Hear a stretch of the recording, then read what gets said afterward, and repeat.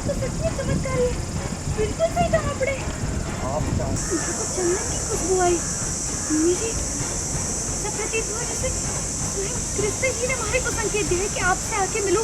तुम्हारा और ध्रुव का विवाह तो हो चुका है, तो उस दूसरी बच्ची से ध्रुव का विवाह संभव नहीं है। सीरियल ध्रुव तारा समय सदी से परे में आया है इंटरेस्टिंग मोड़, जहां तारा पहुंची है जंगल में ऋषि मुनि के पास। आपको ढूंढते हुए यहाँ आई हूँ। आपके बारे में बहुत सुना है मैंने। हाँ, ऐसा है कि हमारे को महल में किसी ने बताया आप ये देवगढ़ के वन में तप कर रहे हैं। दरअसल तारा को महल में इस बात की मिली जानकारी कि जंगल में है एक ऋषि मुनि जिनके पास है सभी समस्याओं का हल।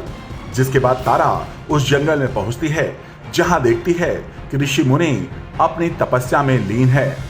वो ऋषि मुनि के पास जाकर उन्हें प्रणाम करती है।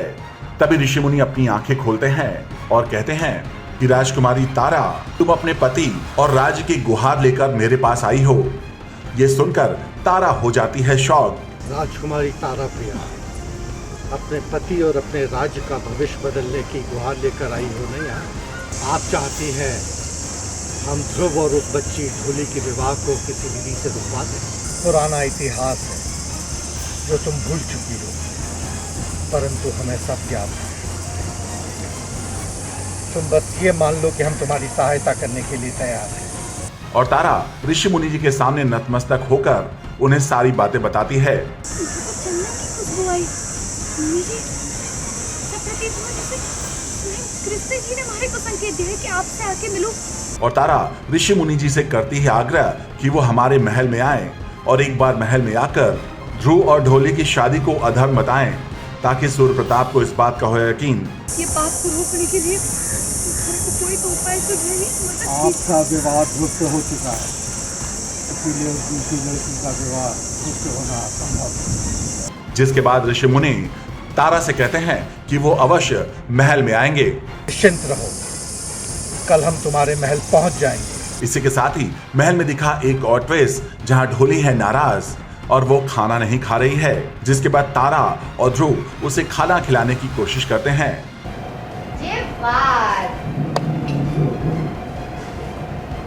अरे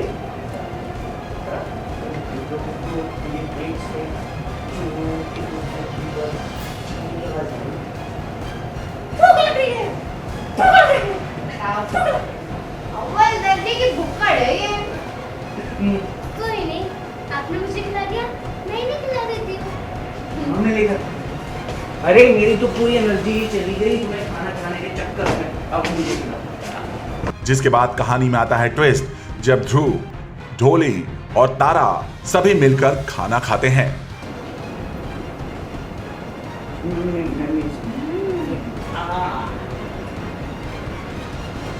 मुझे